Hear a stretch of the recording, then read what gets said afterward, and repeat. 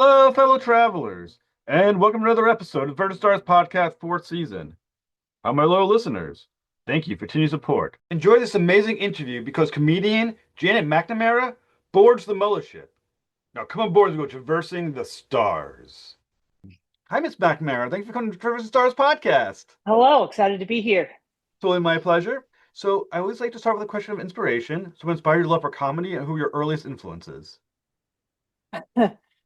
Earliest influence, I started doing comedy because I went on the reality show American Idol, and I had fun auditioning for American Idol, but then I can't sing, so I decided to do comedy because it takes no talent. Um, so that's how I got into comedy. And probably my biggest influence, I'm influenced by like local comedians, not really famous ones. There's a guy named Dan Bulger that's probably was the biggest influence starting out, where my style is the most similar to. So you're out of Massachusetts, correct? Yes, Boston. I'm actually out of Rhode Island, so you're actually not too far away. Oh, okay, fun. Yeah. So, for the comedy scene of Boston, like, what is that like? Um, it's small. It's bigger than Providence, but it's there's probably there's only one full-time club, and then there's like five or six. Oh no, there's two full-time clubs, and then there's like um five or six like small like clubs that are more like bars that have regularly shows. Um, but it's a little good. It's a good scene. It's a lot of independent shows. It's not super corporate. Like we don't have a Funny Bones or anything like that. Which I kind of think is nice. So, I imagine from this point in your career that you do tour a little bit. Is it do you tour mostly Northeast? Have you gone national? I'm mostly on the Northeast. I was in Montana in November.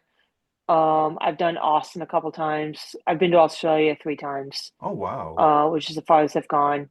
I've been to LA a couple times. I'm looking to tour more in 2026. So I'm recording an album or like a YouTube special in October.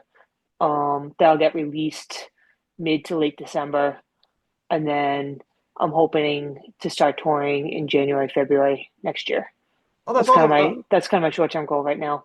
Well, like I said, as we get into your specific jokes, you are fantastic. I found you on social media, and I just found you absolutely hilarious. When you're touring, you said like LA, Montana, things of that nature, do you find that your humor has to be adjusted for people who live in different areas, or do you find your humor is universal? Um, it depends. Austin, I don't do great in. I have to figure out how to work better in the South Midwest. I did well in Montana. I do well in LA. The thing with Massachusetts is not only do I live in Massachusetts, but I live in the most liberal area of Massachusetts. So I live in the biggest bubble of the planet. Um, so, but I'm not political in the slightest. I don't talk about politics. Um, but it is that there's some things that, depending on where you are, is weird or like something that people have never heard of before. And in Massachusetts, you don't have to do a lot of setup um, for certain things. Yeah, having watched your stand up, you stated your day job is an accountant. Is that still something that you're doing as your day job? Yes, it is still my day job. Because as a career, it's not known for being a hilarious career. So can you connect the dots between skills of being an accountant and skills of being a good comedian? So what I used what used to be really nice about accounting was that you sit in a cubicle, and accounting, it's like doing a puzzle all day. So it's like doing a puzzle all day. You're sitting by yourself, you're doing a puzzle, and then at night you have you had the mental capacity to talk to people and perform and do all the bullshit, which is talking to strangers. And then I went into management a few years ago, which is much more exhausting because now I'm talking to people and collaborating. And accounting is actually more people oriented than you realize because unless you're working for a really small company, everything's connected. Mm. Um, so I don't know. it's a challenge right now because I'm peopled out by the end of the day. And I used to, when I just sat in a cubicle by myself and did reconciliations, it was much easier to go out and not make eye contact with people. Uh, and now I do less of that than I did before, which is pretty impressive. So the my guess is that you're more of an extrovert, no, introvert than extrovert. Is that correct? I'm extroverted, but very anxious. Um, so I don't like being around people make me anxious, but I also like the way my writing style, the way I write is I don't sit by myself writing. The way I write is I shoot the shit with people and write it down. And then I'll hash it out a little bit on my own, but 90% of my writing is from shooting the shit. So I struggle too much being introverted, but it's a catch because it's like I'm introverted, but I'm also extremely socially awkward and socially anxious. So I don't like meeting new people. I don't like talking to people I don't know. I can't hold a conversation to save my life. But then on the other end, um, when I'm by myself, like I don't get, I get a, yeah, I don't get a lot of energy being by myself. I just kind of do nothing when I'm by myself and do puzzles. So someone who, as you said, is socially awkward, can be introverted. What sparked your desire then to be a stand-up? Which it's one of people talk about more scared of something like stand-up than they would be of death, of dying. It's extremely stressful to be in front of all these people telling, just by yourself, everyone's watching you. How do you get there then as someone who can be more introverted? Is there what is So on stage that can make it it? all comes back to the show American Idol. So basically, there was a show American Idol. You've heard of that show, Yeah.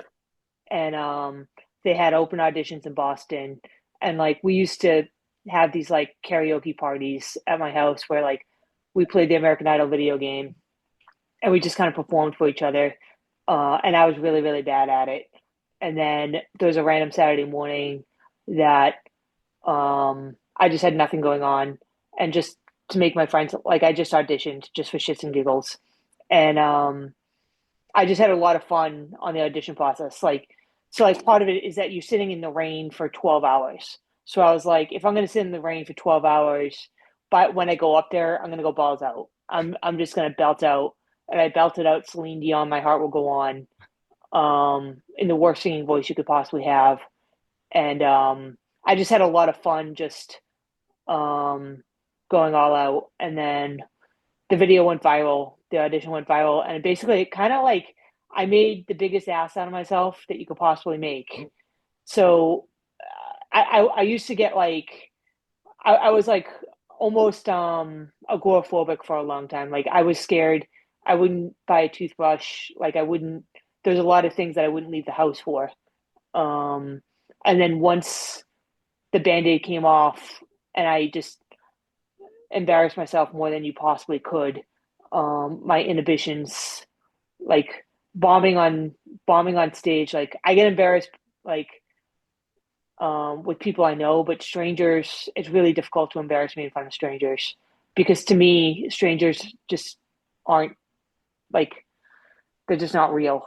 Mm. They're just um, like I don't want to challenge people to say mean things about me online, but it's it's not real life. Like compliments online, like insults online, none of it's real. Mm. Um, and that's a lot of what I learned from American Idol was I and then like just watching people. I started going to like the comedy show down the street from me called the Burn, and I was just watching people bomb and eat it, and I realized like it's not that bad. Like bombing just really isn't that bad, Mm. and people survive and people move on, and that's how I started doing it. So, how close is because a lot of the comedians who I've spoken to in the past, there's a sense of being a stage persona, comedian stage persona, and then your real life you. How close are you to the stage you? Um, the stage me is kind of like how I was in eighth grade. It's a lot of like what I'm actually thinking, but I can't really say in real life. stage persona wise, I come off as more like that I don't give a shit about people and lack of empathy. Like I come off more on stage like a psychopath than I actually am. So Um, when you're writing preparing your set, right? yes. How do you determine, because some of your jokes are more personal than others, how do you Hmm. determine how much of yourself that you're willing to give to the audience on stage? Is it a question of how does it feel to be maybe that vulnerable on stage? So my most vulnerable jokes are not online. Um, so the jokes, like the things that I have that are like I have a day job. Um, like people that I work for can Google me. Like there's only so much. And in the past 6 months, I've been putting more and more online. That's a little bit less that I don't necessarily want people to see, but I have to. But basically, if my mom's in the audience, there's a certain set I'm going to do. If somebody I went to high school is in the audience, there's a certain set I'm going to do. If it's a bunch of strangers I've never heard of, I'm going to do what I feel like doing that day or what I'm currently working on and trying to get um, better at or get in line. It all kind of depends on if I'm trying to impress anybody, what I'm currently trying to get the wording on, um, that kind of thing. If it's a bunch of old people, I like to say cunt a lot. Um, uh, just and it depends. Like if I'm closing out the show, I can say whatever I want. But if I'm featuring an opening, I can't say I can't do a joke about mental illness if Hmm. I'm featuring. I personally feel like I shouldn't do a joke about mental illness if I'm featuring an opening. I feel like it's kind of setting up the headliner, um, like as a job that is. So it kind of depends. A lot of it is how I feel at that moment. If I thought of something funny that day, um, is how I kind of come up with the set list. And sometimes I just get up there and I vibe out the room and then just do whatever I feel like doing at that moment. My favorite set of yours, it's absolutely hysterical. I'm not one normally to laugh out loud, but it had me laughing out loud. Is the bit about being autistic? The autistic bit, yeah, Like I said, I know I've seen many different versions of it on YouTube, so I know that's yeah, a bit that you're very confident with. It is hysterical.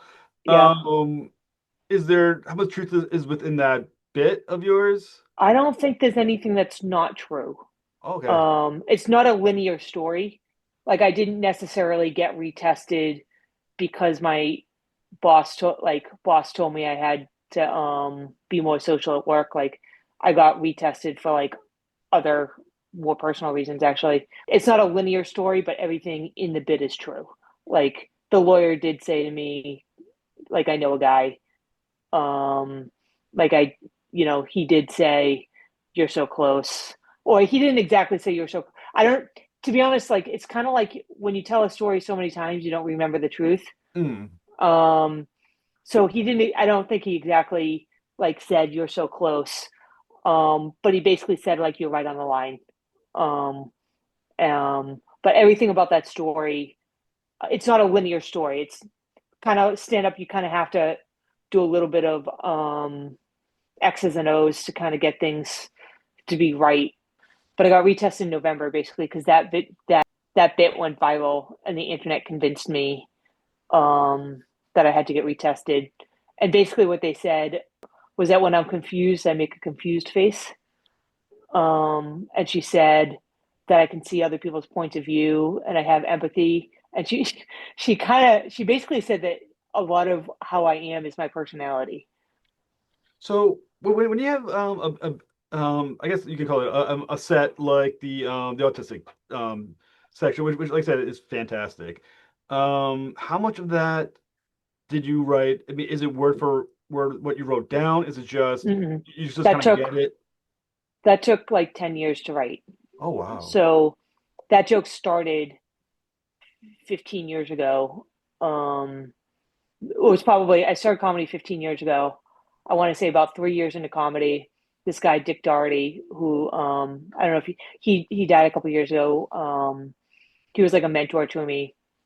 But anyways, I used to like during my set, I still kind of do it. It was I like look up during my set, and it's just me thinking, trying to think of my next.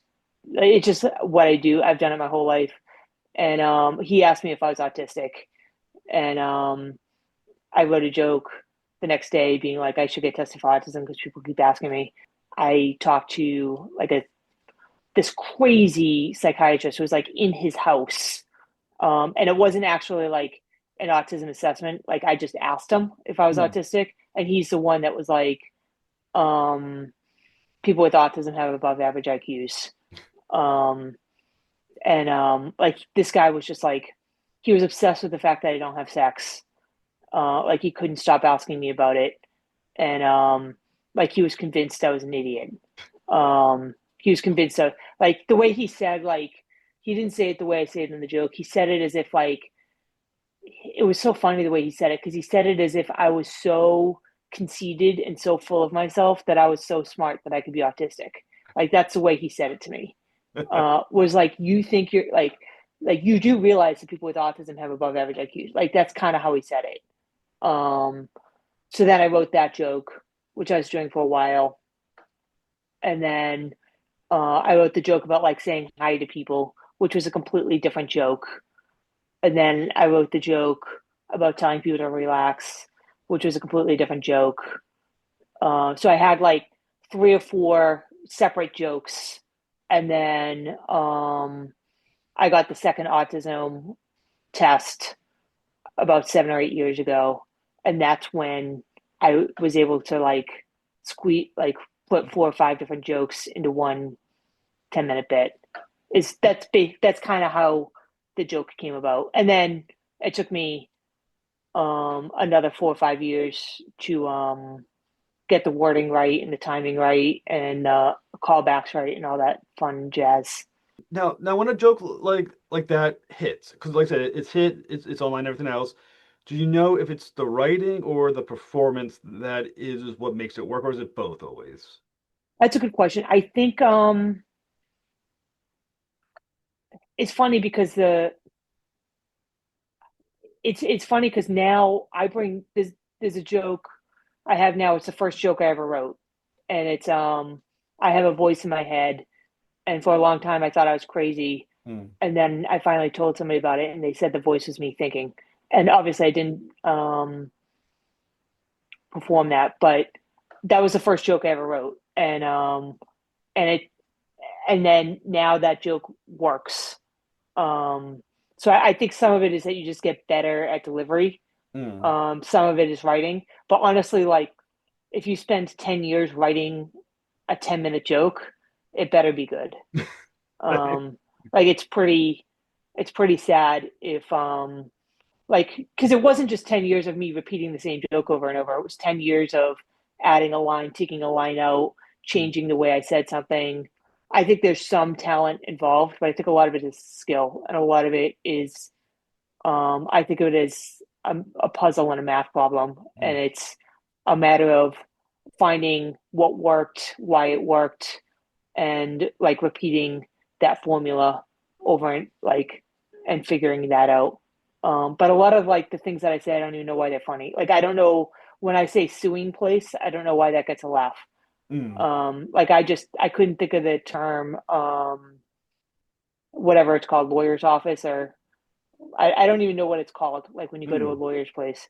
So that's just, and then that gets a laugh. So like I said that once, it got a laugh. I said it twice, it got a laugh. And then that ends up just being in your set. And Do you go back and watch the old shows of yours, and like, what are you looking for when you're watching them? I don't watch old shows. I watch my most recent shows. Hmm. If I forget how something goes, or there's a joke right now I'm working on that it was working really well. It's on my Instagram. It's about how I don't think being attractive is important. Hmm. Um, and it was going really well. I put it online, and now it's flat again. So those tapes, I will go back and try to figure out what I'm doing differently now and how I fucked up that joke. But that's when I'll go back. But I'm not gonna like look back at something from 2015. Um, I don't really see a real reason to do that. Um, So the other thing is too, as you mentioned, like I said, I found you. I think I believe on TikTok is when I found your shorts on TikTok, and I think it was the autism bit that I found. But I know Probably. you're on Instagram Reels as well. How much of your career, professional comedian, part of your career stand up is now navigating social media? Like, how important is that now? Uh, it should be more important than it is. I'm pretty bad at social media. To be honest, I ran out of material that I'm willing to put online. So I posted a lot in November, December, January last year and this year. And then I ran out of material, and you can only repeat material so many times. And then I tried to do this like series about sports, um, but I kind of lost interest pretty fast. And I got this like niche of like this like autism niche that everybody, it seems like everybody wants me to be the like autistic comedian. And they fail to realize that I'm not actually autistic. Yeah, So I can't really be like the autism. Like I think autistic people are correct about 99.9% of like I think like those are my people. Like a yeah. lot of my friends are autistic. Like 100% they're correct about life. But um, I think when I talk about other subjects, I think a lot of people follow me because of the autism joke. Like my followers went up from 1,700 to 30,000 Mm. from that joke. So it's not like people have seen. Um, so my anyways, my niche is very autism joke, and Mm. I don't really have very much more autism material Right. other than trying to get tested for autism and not being able to get the diagnosis. Well, the other one that you have that I like a lot is the one where you have a coworker that you hate, but then you realize the person hates themselves, so at least you have something in common. I love that piece as well. Yep. It's another great bit that Yeah. you have. Yeah. Yep. That's like a one liner. Yeah, Yeah. that's a fun little joke. Yeah, Bill Burr. That was the first one Bill Burr retweeted Oh, or really? reposted. Yeah. Oh, how does that feel? Um, that felt great. Like he reposted that joke. That was the first one he reposted, and then he's reposted a couple of them since then. Um, and then he liked some of them, but that was the first one he reposted. Was a hate somebody joke. Oh, and then he posted like the I'm an accountant. That's why I'm just like a whore. Um, and he reposted, I believe, the car accident joke. That's awesome. I mean, because obviously he's one of the huge names in comedy. Hmm. How I mean that must be very reaffirming when you have Yeah, it's a huge confident, but it's a confidence boost, because Boston's a city where um, I've been doing comedy 15 years. I'm still kind of considered new. mm, Um, like there's a lot of people who've been doing comedy 30, 40, 50 years in the city. You're still kind of like a medium-sized fish in what's a small pond. mm. So there's not a lot. I don't know. There's not a lot out here in the city. Now, as you mentioned, you have like Bill Burr reposting you. You said you're connected to, the autism joke. Obviously, like I said, is a big deal and got you a lot of likes. Do you follow those kind of trends, or are you more like I will make the humor I find? Like, I can't I can't sit down and say I wish I could. I wish I could sit down and like I'm working on a joke now about how I don't like meeting new people. mm, And I don't like meeting new people because when you meet a new person, like you'll connect with them, and then all of a sudden you realize that they hug, and now you have to hug them for the rest of your life. And I just much rather not risk it. Um, that's like a premise that I'm working on, mm. which is kind of on the autism, but it's hard. Like I'm not just going to write down autism and write a bunch of jokes about autism because that's what my algorithm wants. Mm. I'm an artist, but As a comedian, so when you're developing your jokes or what you want to perform, are you thinking I want to perform what I want to perform, or I want to perform what they want me to perform? that's a good question. It depends. Like when I'm at my best, I'll perform what I want to perform. Mm, At my worst, I'll plan on doing something, see the audience as a bunch of old white men, and placate. mm, Um, that like whenever I'm scared of the audience, I never do as well as I would have when I'm not scared. mm, Um, but like again, like my material, like I feel like the people who need to change the material are the ones that are like really edgy or political and stuff like that. And I'm not edgy or political. mm, Um, I talk about sex. Um, I talk about autism, but like I don't talk like I have one or two jokes about race, but they're not about race. They just mention the fact that race exists. mm, Um, I talk about transgender a little tiny bit. I'm trying to work on it a little bit more, but that's obviously a hard thing to really broach. Um, but in general, if I try to placate to the audience, I'm scared. mm. Is what's going on. And the reality is that like I don't get up there and say fuck Trump. Um, like it's just not what I do. It's just Mm. not my sense of humor. So like I'm not gonna like bomb in New Hampshire because I say fuck Trump because that's not something that I would say on stage anyway. Mm. So when you said in December you're working on a special, this is gonna be your first full special for YouTube, you said, correct? Yeah, Now, yeah.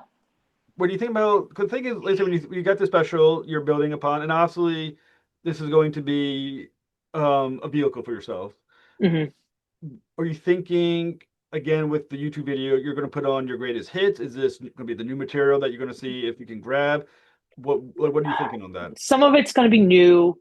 Um, like there's probably it's probably gonna be about 45 minutes long. Hmm. The autism joke's gonna be in there.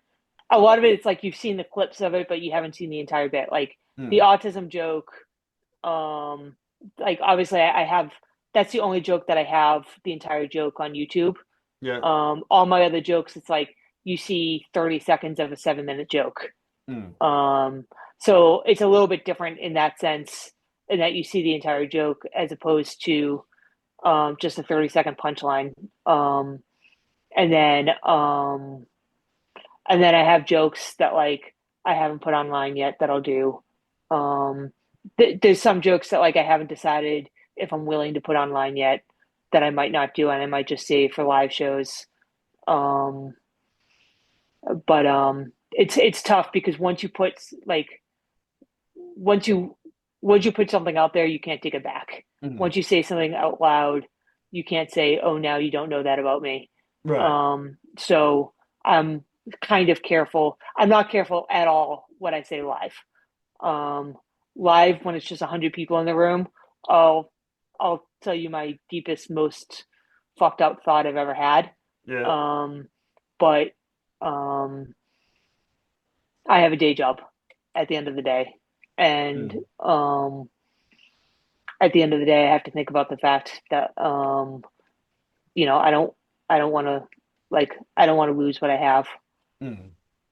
So for listeners, once again, who are meeting you, who have seen your clips, where can they find your tour dates?